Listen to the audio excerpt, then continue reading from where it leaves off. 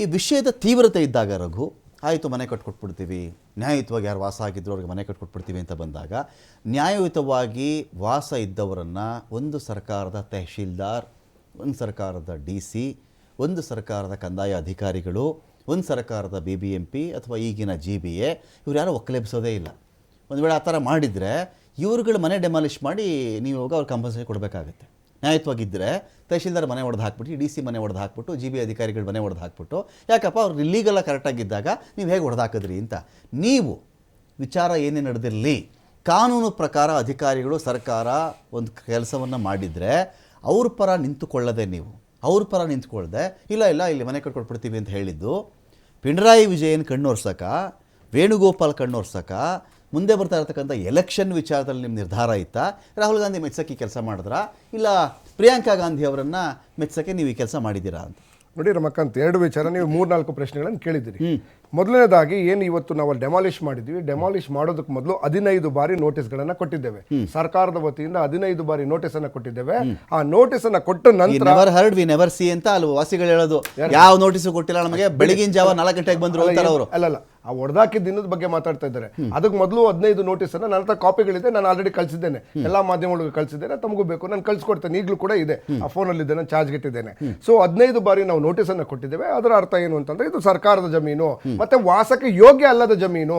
So ಮೇಲಾಗಿ ಅಲ್ಲಿರ್ತಕ್ಕಂಥ ಗುಂಡಿ ಮತ್ತೆ ಅಲ್ಲಿರ್ತಕ್ಕಂಥ ಭೂ ಲಕ್ಷಣಗಳನ್ನು ನೋಡಿ ಆರೋಗ್ಯಕ್ಕೆ ಸೂಕ್ತವಾದಂತ ಅಂದ್ರೆ ಜಾಗ ಅಲ್ಲ ಅಂತ ಹೇಳಿ ತೀರ್ಮಾನ ಮಾಡಿದ ನಂತರ ಅದನ್ನ ನಾವು ನೋಟಿಸ್ ಕೊಟ್ಟು ದಯವಿಟ್ಟು ಖಾಲಿ ಮಾಡಿ ಅಂತಂದ್ರು ಏನಾಗಿದೆ, ಇಲ್ಲಿ ಸಮಸ್ಯೆ ಏನಾಗಿದೆ, ಅಲ್ಲಿರ್ತಕ್ಕಂಥ ಇವರೆಲ್ಲ ಅಮಾಯಕರು. ಈ ಅಮಾಯಕರ ಕೆಲವರು ಕೇವಲ 10,000, 20,000, 30,000, 50,000 ಇಸ್ಕೊಂಡು ಈ ಭೂ ಮಾಫಿಯಾ ಅಂತ ಹೇಳಿದ್ನಲ್ಲ, ಆ ಭೂ ಮಾಫಿಯಾದವರು ಇವರಲ್ಲಿ ಮನೆಗೆ ಕುಮ್ಮಕ್ಕಿನಿಂದ ಮನೆಗಳನ್ನ ಕಟ್ಟಿದ್ದು. ಸೊ ಅದು ಯಾವಾಗ ನಮಗೆ ಸರ್ಕಾರಕ್ಕೆ ಆ ಮಾಹಿತಿ ಬಂದ ನಂತರ ಕೂಡಲೇ ನೋಡಿ ಈ ರೀತಿ ಎಲ್ಲ ಇದು ವಾಸಕ್ಕೆ ಯೋಗ್ಯ ಜಾಗ ಅಲ್ಲ, ದಯವಿಟ್ಟು ಅದನ್ನು ಖಾಲಿ ಮಾಡಿ ಅಂತೇಳಿ ನೋಟಿಸ್ ಅನ್ನು ಕೊಟ್ಟಿದ್ದೇವೆ. ಅದನ್ನ ಡೆಮಾಲಿಷ್ ಕೂಡ ಮಾಡಿದ್ದೇವೆ. ಇದು ಸರ್ಕಾರ ಅಧಿಕಾರಿಗಳಿಗೆ ಕೊಟ್ಟಿರ್ತಕ್ಕಂಥ ಗೌರವ. ಒಂದು ಜಾಗನ ವೇಸ್ಟ್ ಮ್ಯಾನೇಜ್ಮೆಂಟ್ಗೆ ಅಂತ ಡಿಕ್ಲೇರ್ ಮಾಡಿ ನೀವು ಕೊಟ್ಟಾಗ ಒಬ್ಬ ಮನುಷ್ಯ ವೇಸ್ಟ್ ಮ್ಯಾನೇಜ್ಮೆಂಟ್ಗೆ ಆ ಜಾಗ ಬಳಸ್ತಾ ಇದ್ರೆ ಸರ್ಕಾರದ ಕ್ರಮ ಏನು? ಫಸ್ಟು ಆ ಮನುಷ್ಯ ಖಾಲಿ ಬಿಟ್ಟಿದ್ದಕ್ಕೆ ತಾನೆ 2015 ನೀವು ಹ್ಯಾಂಡ್ ಓವರ್ ಮಾಡಿದ ಮೇಲೆ ನಿಮ್ಮ ಪ್ರಾಬ್ಲಮ್ ಏನಿತ್ತು ಅಲ್ಲಿ ಕೆಲಸ ಮಾಡ್ಸಕ್ಕೆ?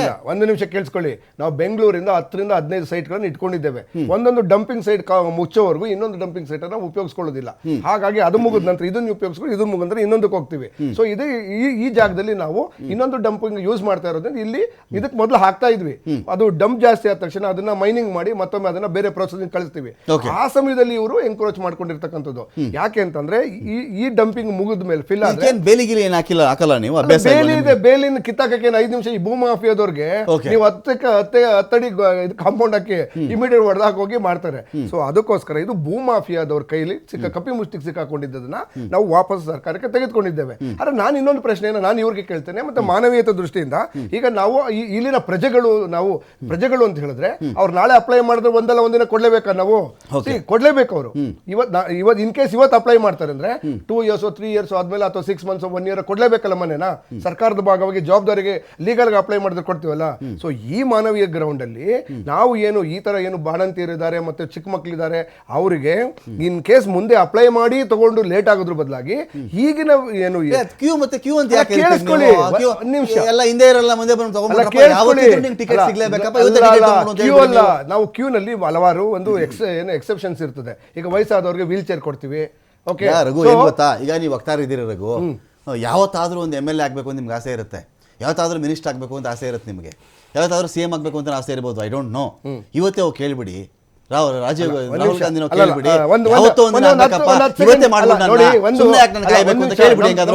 ನಮ್ಮ ಭಾರತದ ವ್ಯವಸ್ಥೆ ಹೇಗಿದೆ ಅಂದ್ರೆ ಯಾವ್ದಾದ್ರು ಒಂದು ಪ್ರೆಗ್ನೆಂಟ್ ವಿಮೆನ್ ಬಂದ್ರು ಅಂತಂದ್ರೆ ಅವ್ರು ಲೇಡೀಸ್ ಸೀಟ್ ಅಲ್ಲ ಜೆಂಟ್ಸ್ ಸೀಟ್ ಅಲ್ಲಿ ಹಲವಾರು ಬಾರಿ ನಾನೇ ಬಿಟ್ಕೊಟ್ಟಿದ್ದೇನೆ. ಯಾರನ್ನ ಮಗು ಎತ್ಕೊಂಡು ಬಂದ್ರೆ ಬಿಡ್ತೇವೆ. ಸೊ ಈಗ ನಾನು BJP ಅವ್ರಿಗೆ ಮತ್ತೆ ಎಲ್ಲರಿಗೂ ಪ್ರಶ್ನೆ ಕೇಳ್ತಿರ್ತಕ್ಕಂಥದ್ದು, ಈಗ ನೀವು ಒಂದ್ ನಿಮಿಷ ಕೇಳಿಸ್ಕೊಬಿಡಿ. ಚಂಡಮಾರುತ ಬಂತು ಅವತ್ತಿಗೆ ನವೀನ್ ಪಟ್ನಾಯಕ್ ಅವರು ನನ್ನ ಲೆಕ್ಕದ ಪ್ರಕಾರ 9 ಲಕ್ಷಕ್ಕಿಂತ ಹೆಚ್ಚಿನ ಜನರನ್ನ ಸುರಕ್ಷಿತ ಸ್ಥಳಕ್ಕೆ ಸ್ಥಳಾಂತರ ಮಾಡಿದ್ರು. ಅದರಲ್ಲಿ ಹೆಚ್ಚು ಕಡಿಮೆ 9,000 ಮಹಿಳೆಯರು ಗರ್ಭಿಣಿಯರಾಗಿದ್ರು ಅವತ್ತಿಗೆ. ನಿಜ ಅಲ್ವಾ? ಸ್ಥಳಾಂತರ ಮಾಡಿದ್ರು, ಚಂಡಮಾರುತ ಇಳಿತು, ಅವರಿಗೆ ಆಸರೆ ಕೇಂದ್ರ, ನೆರವು, ಎಲ್ಲ ಆಹಾರ, ಅವ್ರಿಗೆ ಆರೋಗ್ಯ ಪ್ರತಿಯೊಂದು ಮಾಡಲಾಗಿತ್ತು. ಅವ್ರು ತಂದು ಬಿಟ್ಟರು. ನಾವಿಲ್ಲಿ ಇವ್ರು ಯಾರಿಗೋ ನೀವು ಇನ್ನೊಂದು ಆಸರೆ ಕೊಡೋದ್ರ ಬಗ್ಗೆ ತಕರಾರು ಮಾಡ್ತಾ ಇಲ್ಲ. ಇಲ್ಲೀಗಲ್ ಆಗಿ ಮನೆ ಕಟ್ಕೊಂಡಿದ್ದಾರೆ ಅಂತ ಹೇಳಿದವರು ನೀವೇ, ಒಡೆದು ಹಾಕಿದವರು ನೀವೇ, ಹೊಸ ಮನೆ ಟರ್ನ್ ಕೀ ಟರ್ನ್ ಕಿ ಪ್ರಾಜೆಕ್ಟ್ ನಿಮ್ ಕಡೆಯಿಂದ ಮನೆ ಕೊಟ್ಬಿಡ್ತೀವಿ ಅಂತ ಹೇಳ್ತಿರೋ ನೀವು ಯಾವ ತರ ಲೆಕ್ಕಾಚಾರ? ನವೀನ್ ಪಟ್ನಾಯಕ್ ಅವ್ರ ಕೇಸಲ್ಲಿ ನೀರು ನಿಂತ ನಂತರ ವಾಪಸ್ ಬರ್ತಾರೆ, ಅದು ಕಂಜಿ ಕೇಂದ್ರಗಳನ್ನ ಮತ್ತೆ ಬೇರೆ ಆಶ್ರಯ ಕೇಂದ್ರಗಳನ್ನ ಮಾಡ್ತೇವೆ.